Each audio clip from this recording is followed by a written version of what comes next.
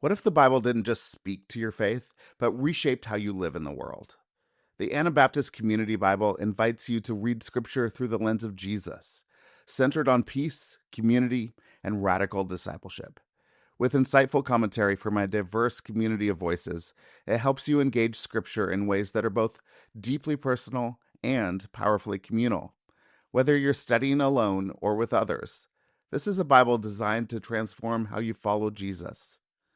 Get 20% off your copy today at menomedia.org with code SHIFTING. Discount expires May 15th, 2026. The Anabaptist Community Bible. Read together, live differently. If you do not act like prey, they will not treat you like prey. And most of us live as prey to these great white memories that exist within us. And we are trying to outrun shame. We're trying to swim away from it. And it will haunt you. It will chase you down and devour you. And so what we need to do is to actually turn and face our shame to disempower it.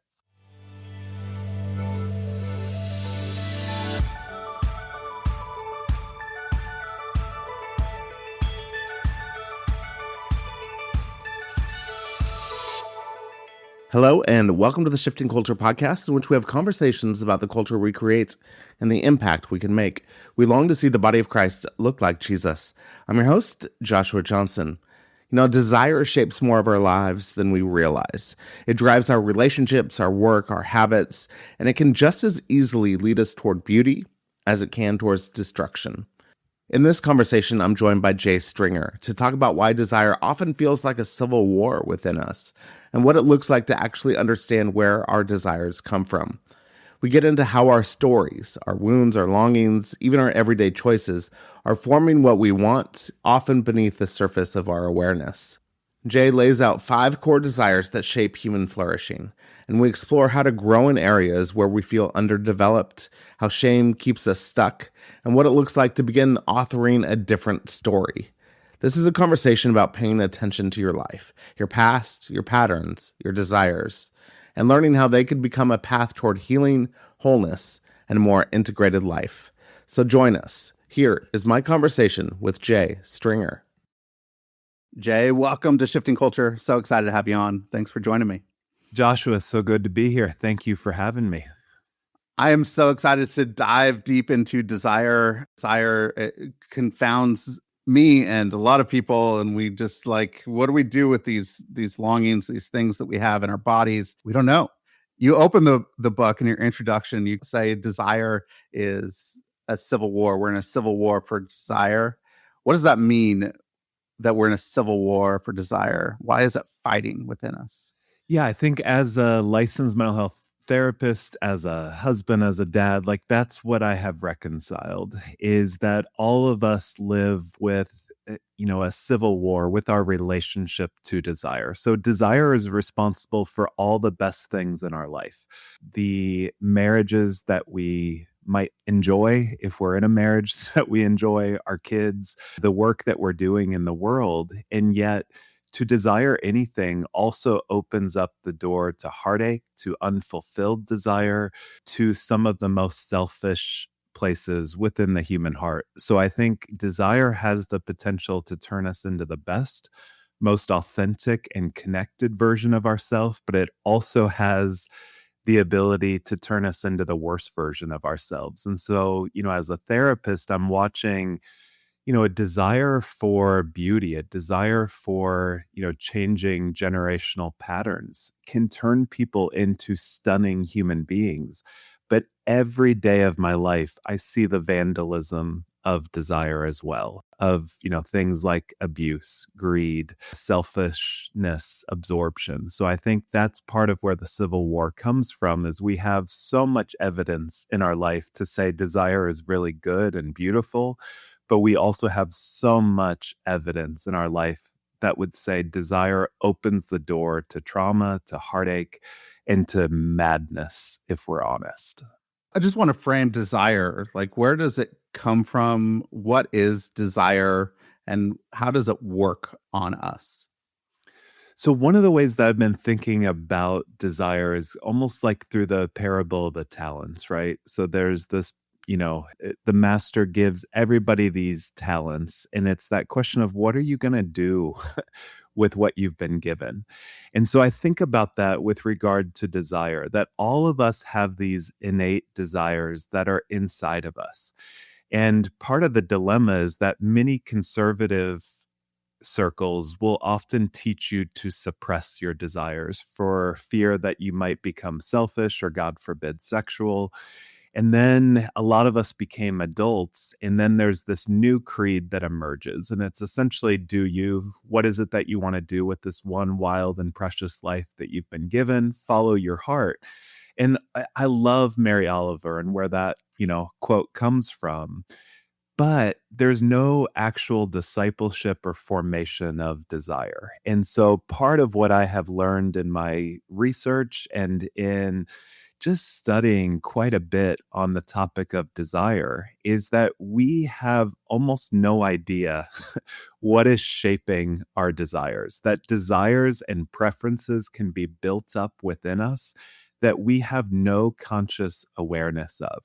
And so part of what I'm trying to do with my clients, with my readers, is to invite them into a healthy level of interrogation about where their desires come from. Because we make probably around 35,000 decisions every day, mostly unconscious. And so part of what I'm thinking through is most of our desires, our longings, our impulses, we don't really think much about the authorship of where they come from. Most of us would prefer to believe that, like, I'm making these choices, I'm following my heart. These products that I want are because I want them, but it's like, come on. There are billion-dollar industries that are predators. They are designed to open up our hearts. They know what we want and they prime our longings to be able to desire what they desire. So when you look at tech companies, when you look at Rene Girard, very famous philosopher, kind of would just talk about all desire is mimetic. Like, I want something not just because I want it, but because I see someone else having something or wanting something, and I want something of that too. So I don't want high levels of suspicion around desire, but I also don't want the naivete of desire either. I think we need to form and get curious and interrogate where our desires are coming from. So then take me into something, just say I desire the new iPhone. Like, that's Hmm. something that everybody desire as soon as the new iPhone comes out. And like, I have like an old iPhone, but it seems to be the same as the new iPhone, but everybody wants the new one. So I have this desire, and I know it's advertising and it's mimetic, right? That everybody else around me wants it, and there's something new. So I want it too. How do I recognize that that's just something that's working on me? That's like a surface level desire. And I want to know, like, how do I start to excavate what is underneath that to figure out what is it I actually desire because I want this new iPhone? Yep. So, personally, when I think about, like, I want the new iPhone 17 Pro. I think I have an iPhone 15 right now. And so as I've thought through that, I'm in an author book launch season. And so sometimes when I see Instagram, I will see videos of people that are authors or influencers. And I'm like, wow, that's a really crisp, amazing video. But what that does is I don't just want the crisp video. It goes back to, I go back to middle school really quickly. And I'm like, okay, this person had the newer Nikes. This person had, when I was in middle school, we used to go to Payless shoe stores. And so my shoes would leave black streaks across the gym floor and would be called out quite a bit by the gym teacher to say, like, Jay, like, you can't wear these shoes. And I'm in a bind where I'm in a pastor's kid, not making a lot of money, but we're also in a more of a fluent area in Northern Virginia. So part of what happens to me with new technologies, new shoes, is I am brought into my story, which is I'm going to be on the JV team. I'll never make varsity. I'll never make it to the next level. And so this iPhone 17 is the seduction of, oh, if you could just get there, then more people will view your videos. More so there is a meaning that I'm attaching to it. And the technology could be better. They're great at selling it. I see it. There's a different, aesthetic to it.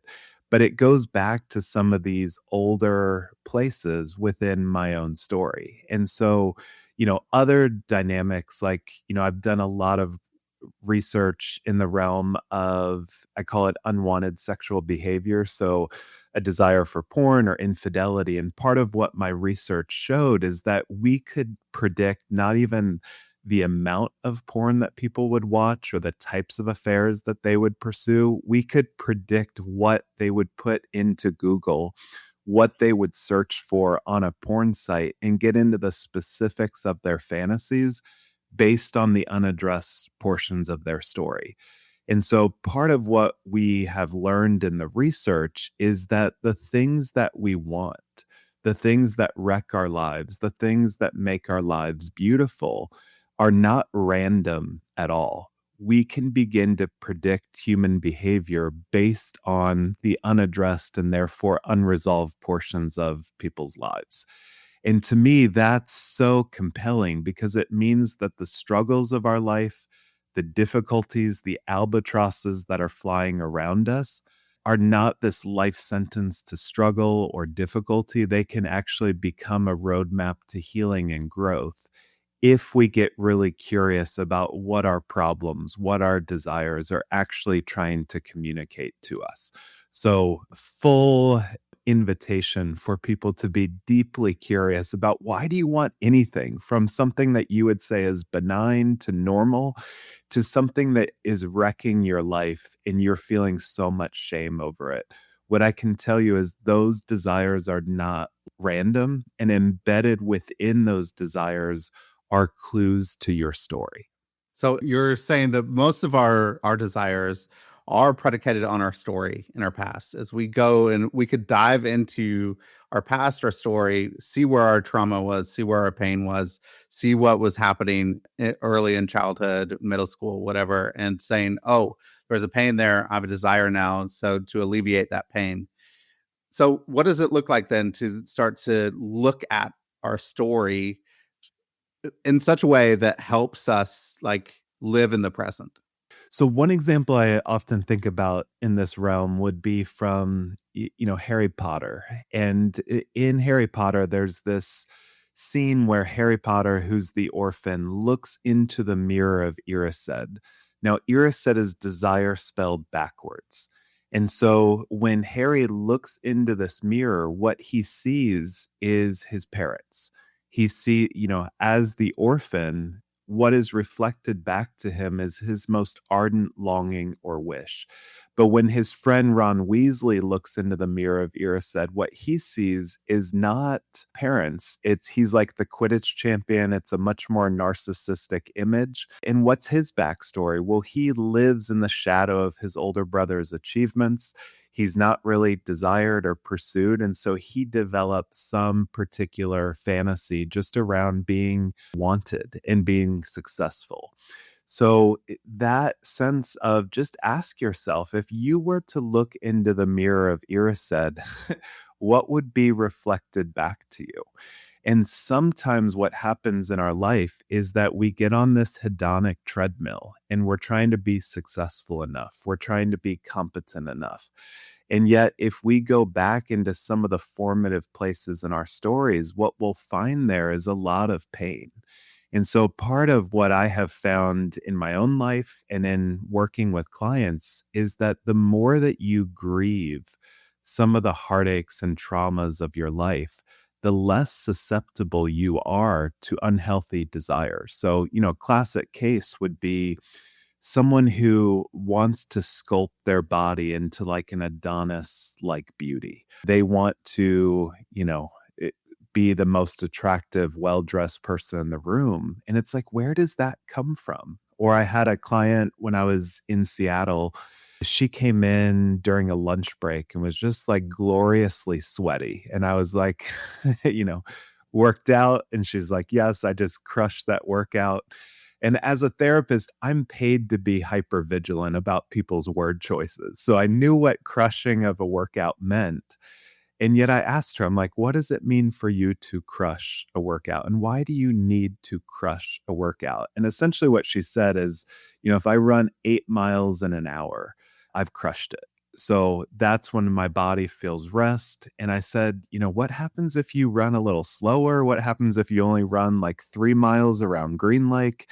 Like, what happens at that point? And she just said, like, I feel much more shame around my body. And again, so good for her to name that. But what has she done? She's named her shame at 30,000 feet. So I knew that she wasn't feeling shame in her elbow. She probably wasn't feeling it in her ear. So I kind of inquired more of just saying, and where in your body are you more likely to feel shame? And she came down further and said, my legs. But again, legs coming down to 10,000 feet. And essentially, what she began to name after a little bit of my being a badger of a therapist was that she felt acute shame in her thighs if she didn't run long distances. And that was tied to a story of essentially her mom saying women in this line of the family have very thick thighs. And so you're going to need to exercise a lot throughout your life in order to kind of allow your thighs to not merge and be connected to each other.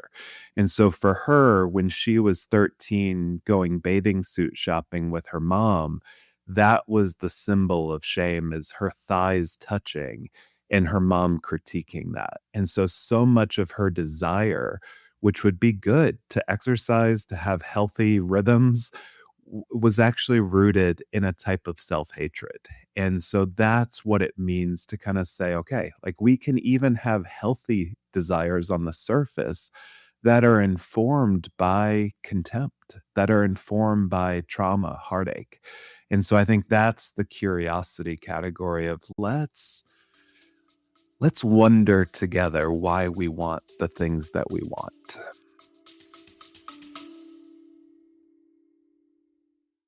Hey everyone, thank you so much for listening and thank you for supporting the show. If you'd like to support the show and get early ad-free episodes, you go to Substack at shiftingculture.substack.com.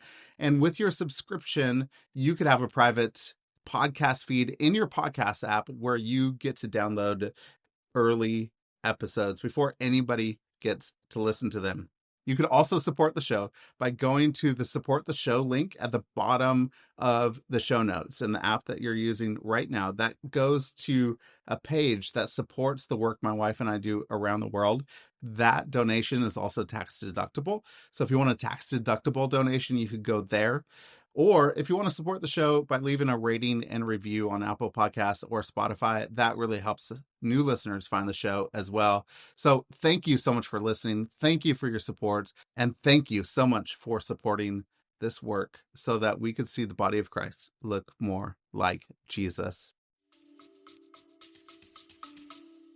I think that's helpful to know that things are happening because of our story and that we actually have probably then the ability to rewrite some of the story and move into a new story, which is fantastic. And I want to get there and I want to get to that. But first, I want to just go broad level, high view. You talk about 5 fundamental human longings, and I just want to just lay those out for people to know that these are some of these desires that we're all longing for. What are they? So they are a desire for wholeness, a desire for growth, a desire for intimacy, a desire for pleasure, and a desire for meaning. So in the research and in my clinical practice, these are the 5 desires that really predicted human flourishing. They predicted confidence and authenticity in a individual's life, but they also determined the amount of connection and intimacy that they would have throughout their life. So a desire for wholeness, just to summarize each of the 5 real quickly, and then we can go wherever. Wholeness is about knowing your story. It's about understanding the adverse childhood experiences that you've gone through. A really important concept for people in this section is to understand your provisional self. So, your provisional self is not your full self, it's not your authentic self, but you had to develop a persona, a way of life to navigate your family of origin and some of the difficulties that you found yourself in. And I would say, like, middle school is like a prototype of hell. And so all of us are developing a type of persona self to navigate the complexities of our world. So I want to invite people to desire wholeness and healing for those stories. The second desire is a desire for personal growth. And we are living in an age that loves personal growth. We want to optimize our habits. We want atomic habits. We want protocols. But part of what I keep coming back to is that we haven't actually desired radical hospitality for the difficulties that we find ourselves in.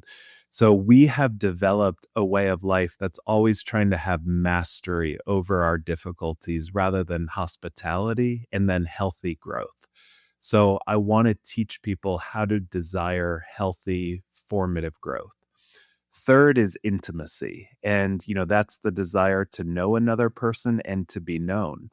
We're not in a world that wants to know other people. We like rage, we like polarization. And many of us came from families that had no idea what intimacy with another human being meant. It either meant enmeshment or you do you, but no sense of giving and receiving love. So, intimacy is not just something that you're born with, it's a skill that you have to intentionally develop. A desire for pleasure is this sense of, we need pleasure. We need embodiment. We need our bodies to be fully alive. And this might cover sexual desire. This might cover a desire for just basic pleasures. Like, where do you feel pleasure as you go through your life? That could be with a really good craft cup of coffee, that could be on a mountain, but just where does your body receive goodness and beauty? And most people have either a deep suspicion of allowing their bodies to feel immense amounts of pleasure, or once they begin to feel sexual pleasure and immerse themselves deeply in it, they begin to feel ashamed of that or feel like it will become out of control. So teaching people, how do you desire healthy, integrated, fully embodied pleasure? And then final one would be a desire for meaning and purpose. This isn't just like general categories of what's the meaning of, Joshua's life or Jay Stringer. It's like there are particularities that the meaning of your life is going to look very different than what is meaningful for my life based on our story. So how do we develop a life of purpose and meaning, knowing our story and kind of getting a sense of what is it that we want to do with this life that we've been given?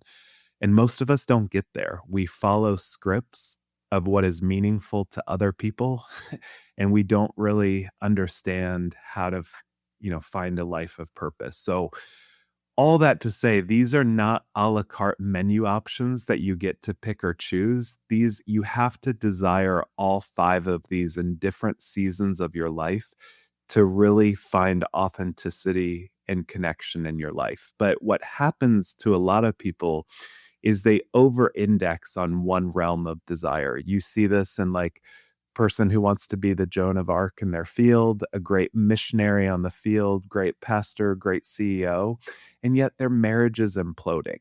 Or you have other people that they love marriage and they love to be cozy with their spouse and friends, but like they don't know who they are. They don't know where they come from, and they do almost nothing in the world because they've over indexed on cozy relationships and have not really pursued intense risk and growth. So, all that to say, these five core desires in the research and in my clients' lives really predicted flourishing.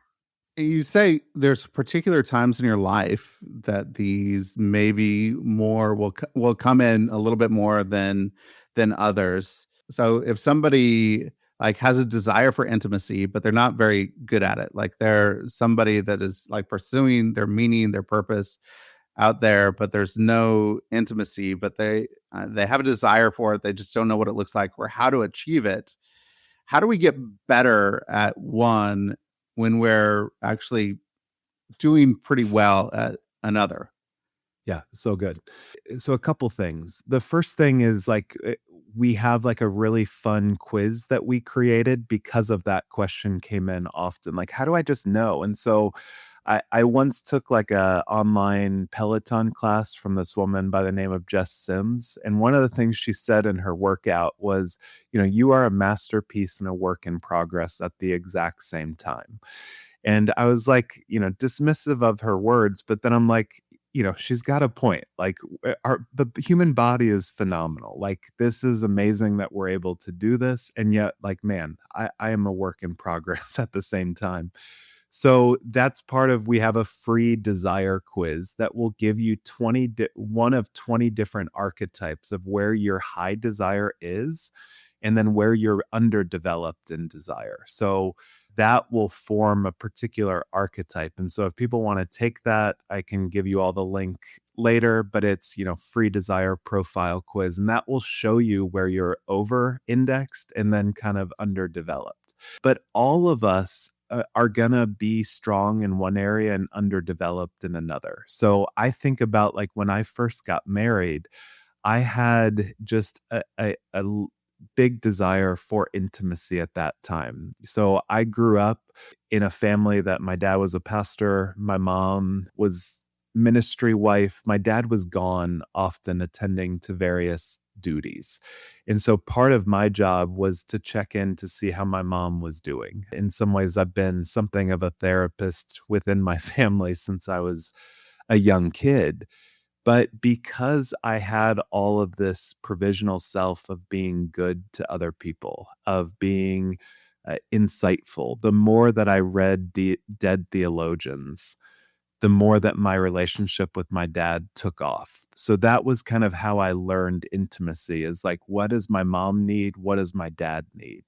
And so then when I got married, I thought I had a really healthy desire for intimacy, but it was so entitled. It was a sense of like, for now, I want someone else to want me, to validate me, to pursue me. The dilemma was, especially when I got married, I hated myself. I didn't like where my career was. I didn't like my body. I felt stuck in life. And I wanted my wife to desire me far more than I desired myself and my own growth. And so I would say there was something of like an emotional hostage situation of, I need you to want me even though I don't want myself. And so part of what that exposed is I had really good desires for intimacy. I'm not throwing that all out, but I had a desire for intimacy that was much greater than my desire to heal and much greater than my desire for growth. And so part of what marriage cornered me with is you can't just desire intimacy and sex, which was what I thought I was wanting. I also had to desire personal growth of how do I have hospitality and kindness to some of the difficulties I find myself in. And I need to be the father that I never had. I need to be the parent that sees the difficulties of my life rather than outsourcing it to porn, a substance, or a wife to take away. So I think if you're paying attention to your life, you're all going to pay attention to particular areas of dissonance or gaps that you experience. So now I would say I've pursued a lot of growth. I've also pursued a lot of meaning and purpose with my life and books and writing. But where am I underdeveloped now? In the area of relationships and friendships. Like I will often sacrifice friendships because of a desire for work or family or growth. And so I think that's part of the cornering now in my life, is to say, okay, like you develop some of these rhythms and patterns that are good, but at what cost? And so all of us have places where our desires are working quite well and some that are underdeveloped. Well, that's good. It's good to know that I'm not the only one that needs some more friendship, and I have that desire. And you've written before in your book Unwanted about about porn and other unwanted desires and how to get over that. It feels like most of these have a pornification aspect to them, and it's not just the porn as in sexual desire, but there in pleasure, but there is a pornification that's happening in culture where it actually limits my growth because it is all about taking what I want, and it's really a false image of what growth really is, right? And you can see that in everything. So how does that unwanted aspect and that porn aspect actually work, and not just the pleasure piece and sex, but in all of these? Yeah, I mean, part of what I have grappled with is this notion of, a lack of differentiation in our lives. So differentiation is taken from cell biology. And it's essentially for a cell to grow, for a plant to grow, those cells have to differentiate and divide into different cells in order to support the growth. So I always think of like a symphony, that if you were to go into Seattle, Kansas City, New York City, and you were to go into a symphony, you want your violinists to be the best in the city. You want them to be Juilliard trained. But oftentimes, what ends up happening when you get to, the stage of intimacy or difficulty or complexity in life is that the stage very quickly shows you where you're underdeveloped. And so rather than developing a sense of self, you begin to seek out places to find relief, places to outsource the solution to something else. And so, porn is a bit like a squatter in an unlived home. That if you don't know where your life is going and you don't like who you are, one of the appeals to porn and to objectification is not just the issue of lust and arousal, it's the issue of power. So for 7, 8 minutes, I can get exactly what I want when I want it. My whole life can feel like a mess. I feel like I can have no power anywhere in my life, no purpose. And yet for 10 minutes a day, for hours a day, I can have a realm, a setting where I feel in command, I feel in control. And that appeals to people who don't know how to author their lives, who always feel some level of self hatred or feel some level of stuckness in their life. We're also seeing that with regard to, some of the latest statistics around artificial intelligence and romance. Something like 1 in 5 people now are pursuing artificial intelligence for romance. And so that sense of It's higher than how I is thought it? it was now. Wow. Yeah, so depending on the age, it's even higher. Wow. Microsoft has, I think, some character that I think it's like over 600 million downloads or, you know, ways that people are connecting to these character AIs and Microsoft versions of that. So we are consistently outsourcing our desires for connection, for sexual pleasure to a business product. And to me, that's really striking, is like what's happening that we don't know how to move through conflict. We don't know how to connect in our relationships and our romantic. And in the midst of that vacuum, AI porn is more than happy to take over the residence of that. And so I think all of this kind of comes down to that category of differentiation of like, who are you? Who are you developing into? Do you like who you are? Do you know how to work through the difficulties of your life without needing to find an external solution for it? And so, yeah, there's so much pornography in the world today. I think because, I mean, I could get into a theology of evil that I think is really at work as well to destroy something of the image of God, but also just from a sociological standpoint, we don't know how to do intimacy. We don't know how to grow. And so there's a vacuum that technology is taking over. Earlier in your explanation there, you talked about how people, they want power and control because they don't know how to author their own story. And so we talked about earlier in this conversation about going back and excavating our story so that we can start to heal from the pain and trauma that actually then gives us the desires that we have now. So as we move forward, what does it look like to author our story so that we could have a healthy desire? Mhm. Annie Dillard, who is a Pulitzer Prize winning author, she has this great line in her Pulitzer book where she says, "I never knew I was a bell until the moment I was lifted up and struck." And so, just to be thinking about that, like, what are the bell like moments of your life where something inside of you was struck? That could be in your adult professional life.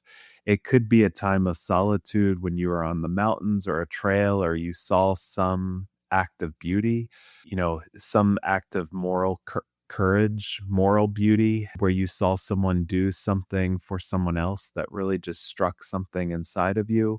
It could be when you were a young kid, like what rituals did you have that you just loved? It could have been riding a bike around your neighborhood, running through the cornfields, going into your grandmother's house and kind of just smelling good food. But when you think about all these experiences of goodness and beauty, I would say those are bells that are ringing inside of you that are trying to invite you to build a future around some of those themes. And so I think that's part of the excavation is where do you come alive? Where does your body feel deeply connected to itself, to God, to the world around you? And those stories mean something for what it means that you want to pursue. But also, I would say, what has broken your heart? What places of trauma, difficulty, heartache have found you? And how is that trying to wake you up to the reality of what themes in your life and in your community that you should really begin to engage? And so when I think about kind of just my own life and journey, I came from a pastor's family, then I went through puberty in a Southern Baptist high school, and you don't wanna go through puberty while going through a Southern Baptist high school, and so I think about all these places of sexual shame that there was almost no conversation, and one of the things that I have often felt when I go into the church is, like, hearing about sex in the church is a little bit like going to a culinary school that will only teach you about food poisoning, but then has the audacity to ask for like a masterpiece out of you. And so that's part of the story, the lack of education, the lack of language that I was given. And because of so much of my sexual shame, so much of my body shame, that has informed what is meaningful, what is purposeful. How do I begin to outgrow porn and shame, but really offer to the world a different insight, a different perspective so that people are not shame bound? And so, really addressed issues of unwanted sexual behavior in my own life and clients' lives. Now that I've addressed that, part of what I'm grappling with far more is what does it mean to be a man? That a lot of us have never had initiations into like, this is your identity, this is who you are. Well, I have a son that just turned 13, and I'm like, no one did this for me. I don't know what to do. So I have had eating disorders, body dysmorphia throughout a lot of my life, not a lot of initiation into this is like what it means to be a man. And so that is cornering me now of how do I outgrow some of these behaviors and frameworks and actually offer something of goodness to my son, to the world around me. So your story, your body, your bells, your albatrosses, your places of heartache are trying to wake you up to say these are some compass headings of what a meaningful life would be like if you were to engage them. So, last quick story was, working with a client, and I'll change, the story here and there, but they were restoring a 1960s sports car. And this client always viewed himself as like a broken down Toyota. but he has been restoring this old sports car with like a lot of horsepower underneath the hood. And I'm like, do you not see the metaphor? Is like there is something old in you, wise in you, but also something that wants to come fully alive in this restoration project that you've been doing in your garage.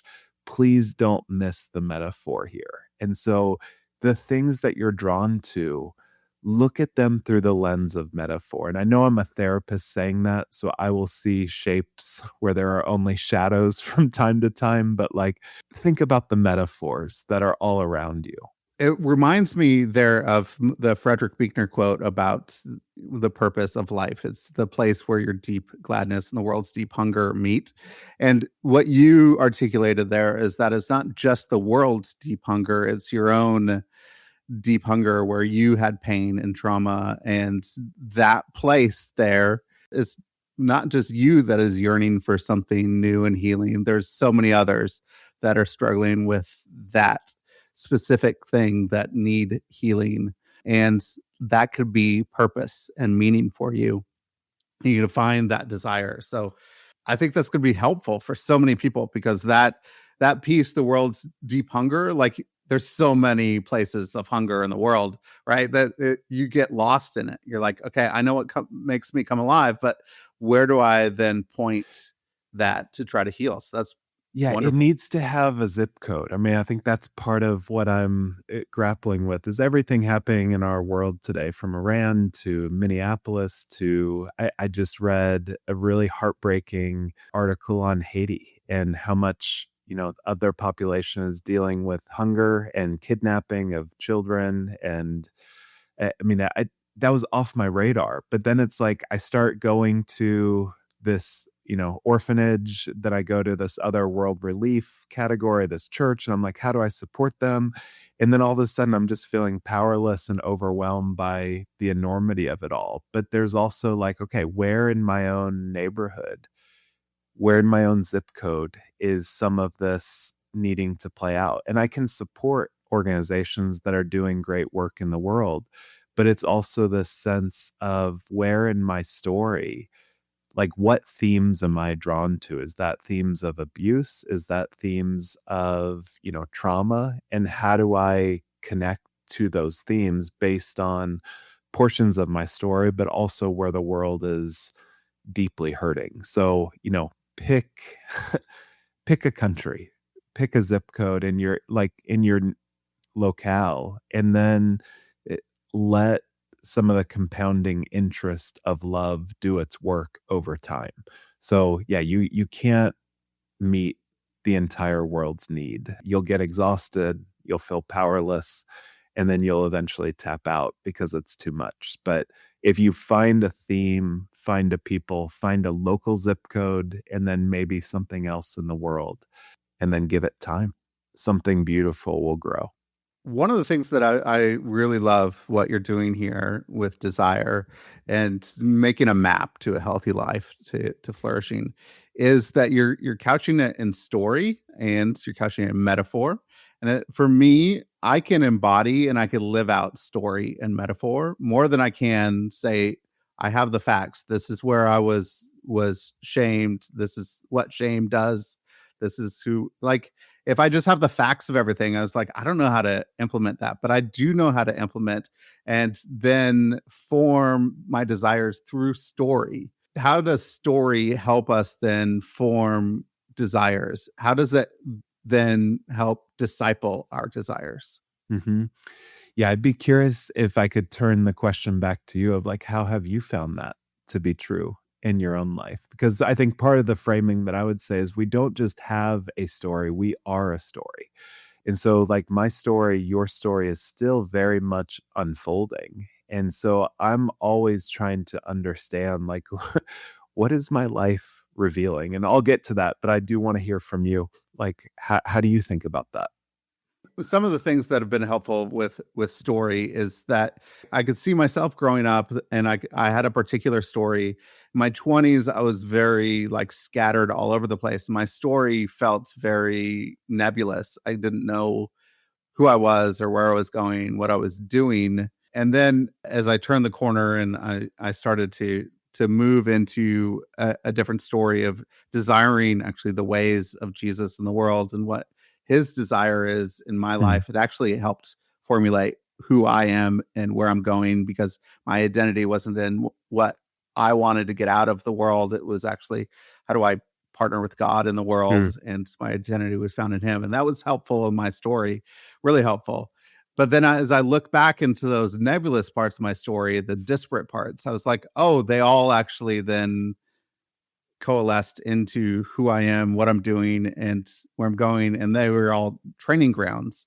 So looking back, I was like, oh, this is how this part of the story, my story, intersects this part, which felt very disparate and separated, Yes. but they actually then all coalesce into one thing and made me who I am, because I was able to see it coming from different parts into a complete story, which was really kind of cool. I was like, oh, this is who I am. And now I know I could take these parts and then offer something to the world. That's good. Yeah. I mean, that sense of, when you're out on a trail and you're walking, you don't necessarily know where you are, but you don't want to be looking at the map all the time. But every once in a while, at the end of the day, beginning of a day, you want to say, okay, like, where have I traveled? Where have I gone? And I would say, like, very similar in my own life, where I'm a middle child. I'm the third of 4 kids. And so I grew up in some ways enmeshed with my parents and with my siblings, where they would always tell me the difficulties that they had in one another. So mom would say, this is where I'm struggling with dad. Dad would say, this is where I'm struggling with mom. Siblings would have their critiques of my parents. My parents would tell me about their critiques of their kids. So I grew up triangulated. I grew up enmeshed. And so when I think about the work that I'm doing in the world, there's a similar aspect to that, where it's like, okay, here's what the leading Christian voice says on unwanted sexual behavior. Here's what the leading progressive voice says on it. And like, I think they're both wrong, but I can't necessarily, but like, let's figure out how do we integrate that, there's wisdom in both of these, but like, let's come together. So being a middle child has been really helpful for me to understand, like, where do I want to blend in? Where do I want to reconcile different places in the world? But also, where is it more comfortable for me to try and be good to people and listen to people rather than actually reveal more of my own mind and to take greater risks? But there's also a sense of some of my calling has been to not be the oldest, to not be front and center, but also I'm not the youngest that kind of gets to do whatever he wants to. That I'm a little bit on the outside. I'm an ordained minister, but I'm also a licensed therapist. I am involved with churches, but I'm not on staff at churches. I'm a clinician, but I also believe in spiritual formation and the importance of so I am an insider in some place. I'm never an insider, I should say. Always a little bit of an outsider with regard to most of the places that I go.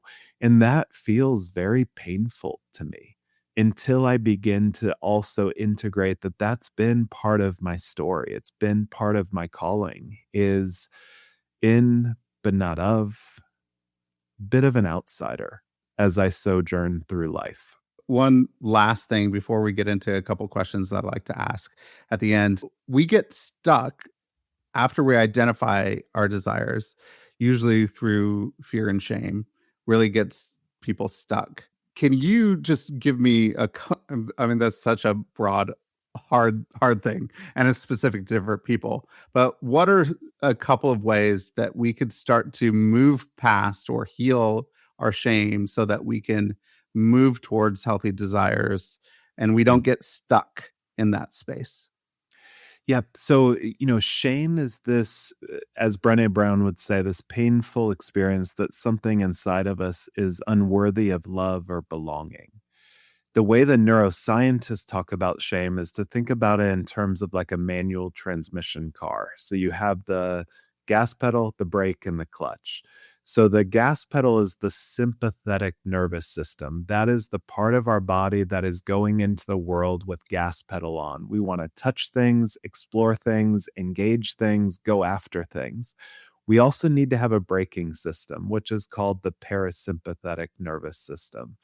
And that's how we rest. It's how we digest. Desires must be disciplined if they are going to develop. So that's the category of no. It's the category of how do I hit the brake that not every desire needs to be chased. But what happens neurologically when we experience shame is that our sympathetic nervous system, our gas pedal is going towards something. And then something happens and we are shamed for that desire. Maybe it's seen as something selfish. Maybe we've pursued something that got us into trouble. And then what happens is that brake is slammed, that no, I shouldn't have done that, or you shouldn't have done that. And then what happens is your whole system, like a manual transmission car, doesn't just gently come to a halt. The whole thing jolts forward. And that's what the neuroscientists say is the experience of shame in our body, is we wanted something and then we're shamed for it. So when that shutdown happens, we believe a lot of lies about ourselves. We have these core beliefs that like I wanted too much, I was too small, I was too big, and that's why I was shut down. So what we've learned about trauma is not just a bad event in and of itself, but it's what happens inside of us when we don't have an empathetic witness. And so trauma is not just this dire, horrible story. It's what happens inside our mental schema and our thoughts when we don't have a relationship of love and tenderness that are seeing us. And so all of us need to be able to say, this is why I feel shame. Not at 30,000 feet, not at 20,000 feet, but to get into the dirt of your story, to be able to say, this portion of my face feels most deeply unloved. This portion of my stomach, this reality about my mental aptitude or competency, and then attend to what are the stories that really allowed those belief systems to cement. Like, at what point in your life did you believe that you were incompetent, that you were ugly, you didn't have what it took? What were the lies that were playing out there? Because part of what we experience with shame is not just in response to doing something, like we ate too much or we watched porn or we did something that we knew we weren't supposed to do.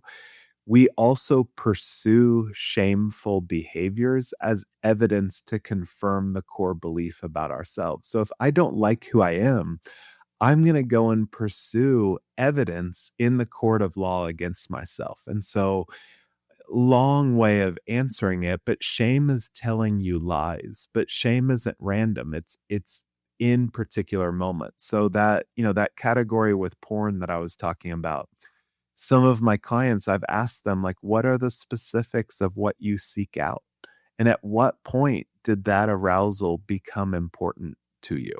Or, you might feel ashamed of your body or your mind, but at what moment in history, what moment in high school, middle school, childhood, did that lie get cemented? And that's the category, I think, of grief. Like, blessed are those who mourn, for they will be comforted. Instead of outsourcing the comfort, instead of dissociating, you're welcoming those memories of shame to come back and to say, I'm going to be the adult, the empathetic witness that you have never received.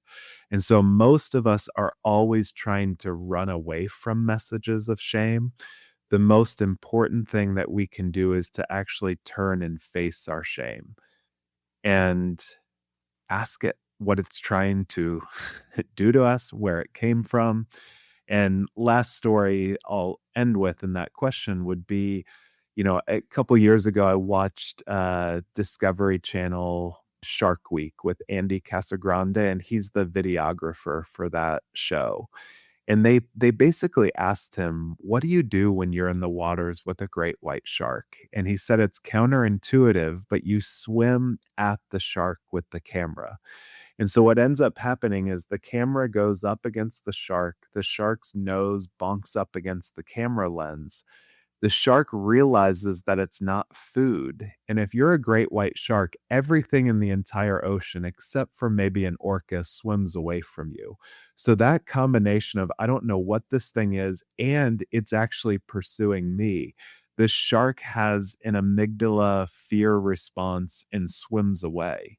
And what Casagrande goes on to say is this phenomenal phrase. He says, if you do not act like prey, they will not treat you like prey.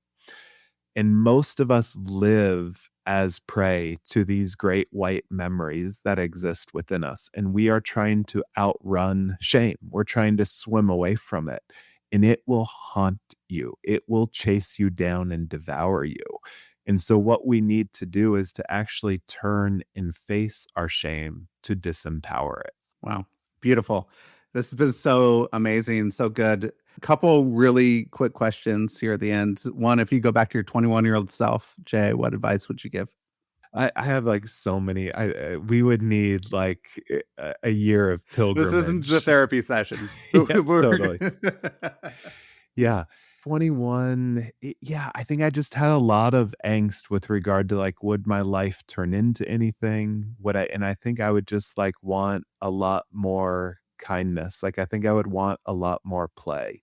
I grew up in a family that you just didn't do anything unless it had a utilitarian purpose to it. And so I think part of what I have loved is, mountains, trails, just a sense of like being out into beauty. And I think that 21-year-old self only knew suburbs and the misery and boredom of that. So I think I would just say, like, there is a world of wonder and a world of beauty and a world of good food and good drink and good landscapes that you know nothing about. And so I'm going to help you find those places. Yeah, that's good. That's why I have my Cascades little thing that I'm hanging out on here. I have it so I could put my drink on it, but I could look at the Cascades and I'm like, right? Beauty, trails in the mountains. That's where I want to be. That's where my desire is. But I'm in the middle of the country. I have no mountains. I have no big trees. What's going on? I have an emotional response to that coaster. Just even like the word Cascades. I have so many indelible moments in those mountains. I know. It hurts. Yeah. Anything you've been reading or watching lately you could recommend? I would say to listeners, I wouldn't call it a midlife crisis. That feels too strong. I've been something in like a midlife chrysalis. I feel like I'm in a goop. I don't understand where my life is headed. And I don't know what's going to emerge. And so one of the story, I've read, the Odyssey last year. Now I'm reading Beowulf.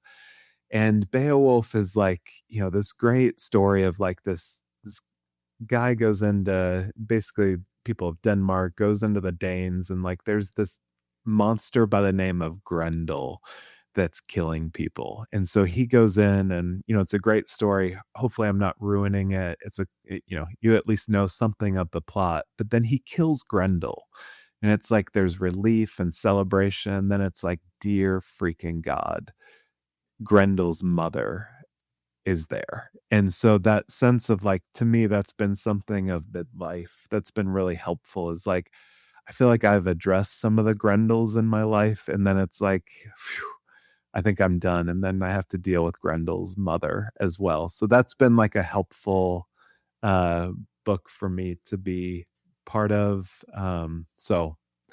Yeah, Beowulf, some of the greats. And I also, David White's poetry and writing, he wrote, Crossing the Unknown Sea. So if anybody is in that sense of like trying to figure out the meaning of my life and where to go, he uses that kind of metaphor of crossing the unknown sea as like a metaphor for this vocational journey. So that was a really important book for me this last season, as well as I've attended to my own crossing of this unknown sea. What are the metaphors? What are the ways of kind of thinking about these things? So David White's great on so many fronts. Well, your book, Desire, is now out anywhere books are sold. It's a fantastic book. It's about the longings inside us and how the new science of how we love, heal, and grow. It's almost like 5 books in one because you go into each of our longings in depth that really helps move us, and like we could actually live into the story of that and start to heal and grow. It's fantastic. It's like it is deep, it's meaningful, it's very helpful. It's actually a roadmap and a path through our desires. It's a fantastic book that I think people should sit with, go through it like in a year and like just sit with it. I mean, because there's so much work to be done in it. And so I really love it. It's really good. And so you could go and get that book now. Is there anywhere else that you'd like to point people to? How could they connect with you or your work, what you're doing? Yeah, thank you for those kind words. It is a big book. And, jay-stringer.com is my website. There's another Jay Stringer out there who's a British crime fiction novelist. That's not me. He beat me to all the websites and social media handles, but I'm the therapist. And yeah, that website has all things like books. I do individual couples intensives, those quizzes that I talked about, the assessments, courses. That's kind of the hub of all things. Probably most active on Instagram with sometimes me, sometimes my team, but that's the primary place to find me. Sounds good. Well, Jay, thank you for this conversation. Really enjoyed talking to you and going deep with you. So it was fantastic. So I did too. Thank you so much, Joshua. Such a honor to be on your show and get to know you a bit as well.